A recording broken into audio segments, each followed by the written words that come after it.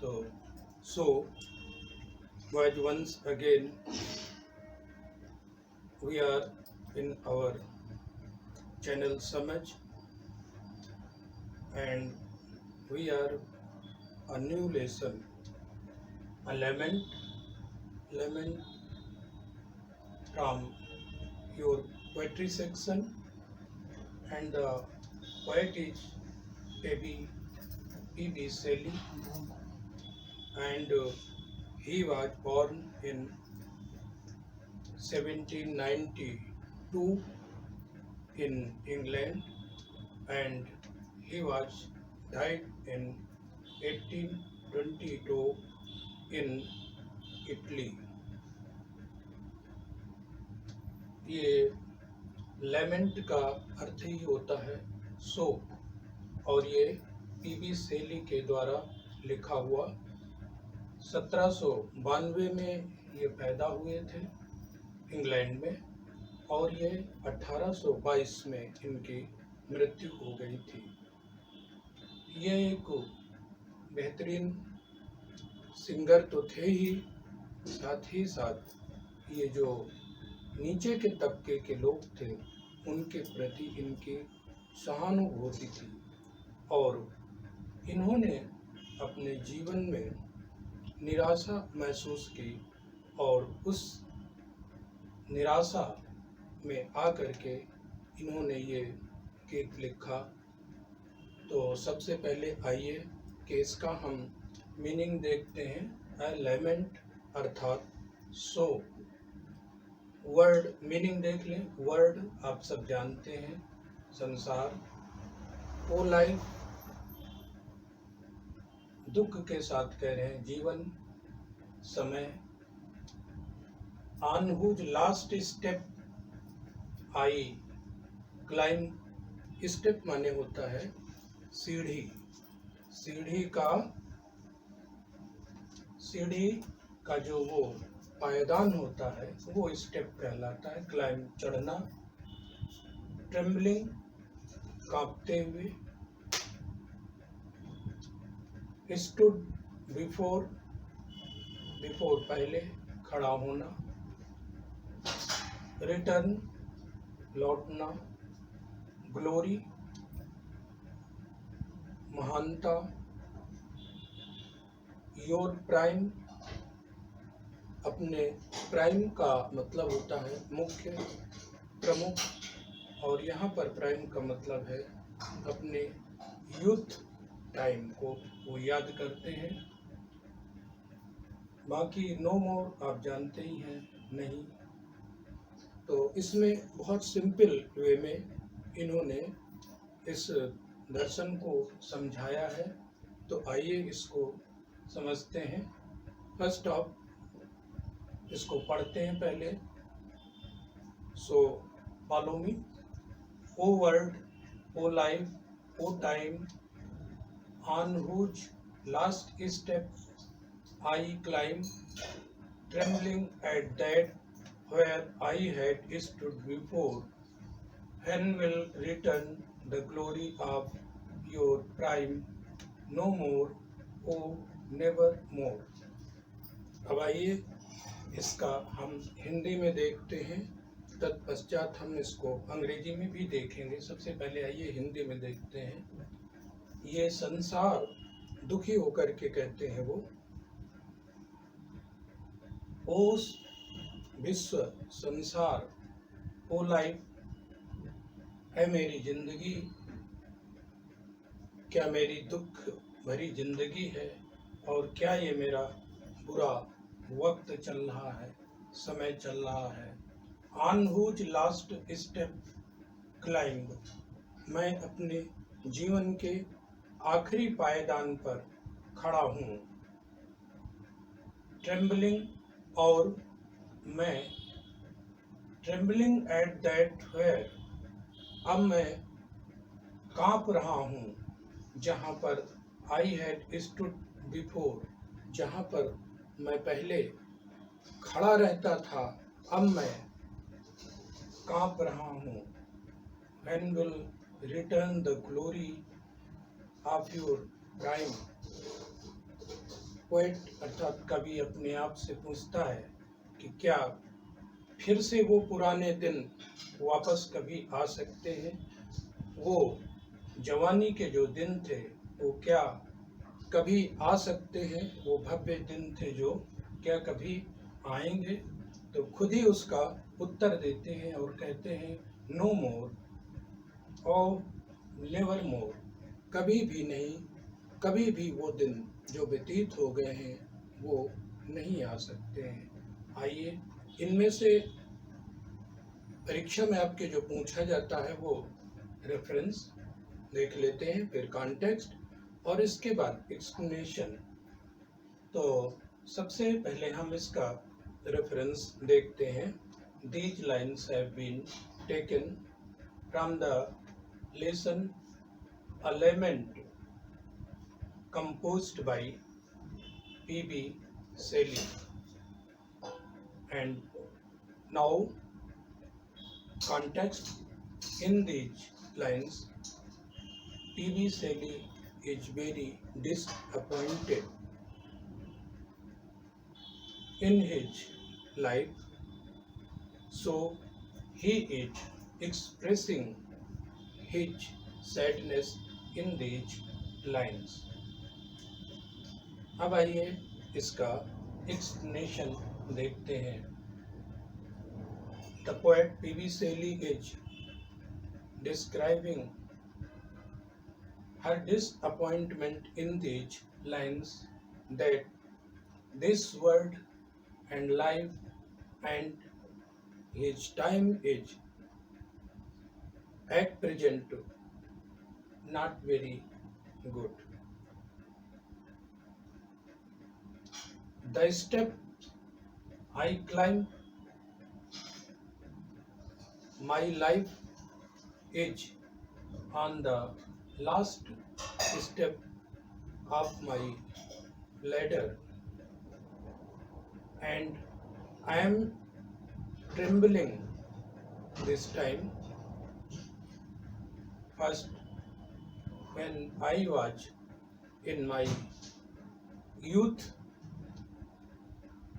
time, when I was a young man, I can stood on the life fearlessly, but now I am trembling because I am very sad. When will return the glory of your prime? He asks himself that can it be possible to return those good days? And he soon answered that those days, those good days can never return. अब इसका हम दूसरा वाला जो अगला paragraph है और उसको हम देखते हैं। आइए। Out of the day and night a joy has taken flight, fresh spring and summer and winter हो मूव माई फेंट heart with grief, but with delight, no more, oh never more. और ये फिर से दूसरी लाइन में ये कह रहे हैं, out of the day and night, दिन रात, जॉय हैज टेकन फ्लाइट, अर्थात खुशियों ने मुझसे किनारा कर लिया है। खुशियाँ टेकन फ्लाइट, फ्लाइट का तात्पर्य है कि दूर होना, उड़ान, उड़ना, उड़ गई हैं खुशियाँ, उड़ गई हैं। स्प्रिंग, फ्रेश स्प्रिंग, बसंत, समर, गर्मी, विंटर और जो जाड़े में जो फ्रॉस्ट होता है उसको कहते हैं विंटर और फेंट हार्ट, फेंट होना अर्थात बेहोश होना, दुख से भरा होना, विद ग्रीफ, उदास, यहाँ पर उदास तात्पर्य, ग्रीफ दुखी, डिलाइट प्रसन्नता, नो मोर नेवर मोर, नहीं कभी नहीं। तो आइए इसको देखने की कोशिश करते हैं। Out of the day and night a joy has taken flight, fresh spring and summer and winter o'er, move my faint heart with grief, but with delight, no more, oh never more। तो हम ये देखते हैं कि out of the day and night, दिन रात, जो खुशी है वो दिन तो गुजर रहे हैं, परंतु जो मेरी खुशी है वो जा चुकी है, अर्थात खुशी ने मुझसे किनारा कर लिया है।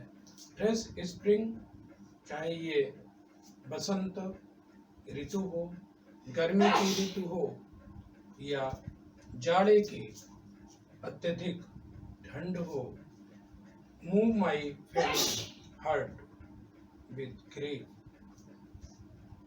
इन सब से मुझको कोई खुशी नहीं होती, किसी ऋतु में मुझको खुशी प्राप्त नहीं होती है। ये मुझको ग्रीफ ही देते हैं, अर्थात ये ऋतुएं जो हैं ये मुझको दुख ही देती हैं। बट विद डिलाइट, जो मेरा आनंद है वो समाप्त हो गया है। ये खुशी नहीं देती हैं ऋतुएं, बल्कि मुझको निराशा ही देती हैं, दुख ही देती हैं। नो मोर ओ नेवर मोर, जो डिलाइट है, प्रसन्नता है, क्या कभी ये लौटेगी मेरे पास? नो मोर, कभी नहीं, कभी नहीं। अर्थात कभी ये कहने की कोशिश कर रहा है कि जो ये फ्रेश स्प्रिंग है, बसंत ऋतु है, गर्मी की ऋतु है, और ये ठंड के मौसम के जो फ्रॉस्ट है, कोहरा है, कुहासा है, ये सब मेरे हृदय को आनंदित नहीं करते हैं, ये मुझे दुख ही पहुंचाते हैं। कभी फिर पूछता है कि क्या ये खुशी लौटेगी, अर्थात क्या ये ऋतुएं मुझको खुशी दे पाएंगी? तो उत्तर स्वयं ही देता है, नो मोर, नो, ओ नेवर मोर। आइए इसको रेफरेंस आप उसी तरह से लिखेंगे कि these lines have been taken from the lesson Lament and composed by P.B. Shelley। Context: in these lines, poet is saying that there are three seasons, namely spring, summer and winter. Generally they give happiness, but they are unable to give me happiness। आइए अब इसका हम explanation देखते हैं in English। Out of the day and night, day, the poet is saying here that day and night are passing as usual, but my joy is no more, my happiness is out of my life। There are three seasons in a year, as spring, summer and winter. They can not give me happiness and joy, but only they are giving me grief, and I am asking to myself that can it be possible to get that happiness back, and he answers, the poet himself answers that that delight, that joy will never come in his life. तो इस तरह से प्यारे बच्चों, ये इसका आज का ये आपका जो एक्सप्लेनेशन है, रेफरेंस है, इसको अच्छी तरह से आपको तैयार करना है। क्वेश्चन पेपर में ये 8 मार्क्स का आता है, 8 नंबर का ये है और छोटी सी कविता है, और आप इसको जो है अच्छी तरह से भली भांति जो है वो तैयार कर लीजिए। तो अब हम इसका एक और जो 6 नंबर का इसका सेंट्रल आइडिया आता है। तो आप सब लोग जानते ही हैं कि सेंट्रल आइडिया किसको कहते हैं, अर्थात मुख्य विचार इसके जो हैं, तो इसको सेंट्रल आइडिया कहते हैं। छोटी सी पोएम है और इसको आप प्रैक्टिस करके याद कर लीजिए। तो आइए सेंट्रल आइडिया देख लेते हैं, लगे हाथ।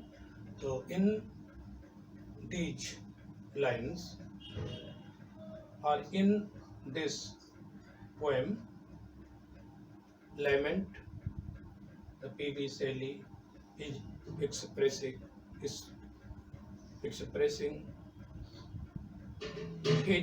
disappointment. The poet is very disappointed. There is no charm for him in his life. He sees only sadness. He remembers that he was a very handsome in youthness, and he was a powerful in his youth time, but now he is trembling, and he is very disappointed. Day and night are passing, but he is not getting any comfort from these seasons. Spring, summer, and winter cannot give him any pleasure to him, and this world is useless for him. तो इस तरह से ये हमारा इसका central idea, reference, context. बच्चों इसको अधिक से अधिक आप जो है वो पसंद कीजिए और पढ़िए बार बार हमारे साथ। किताब जब आपको अवसर मिले तो उसको पढ़िए। Thank you.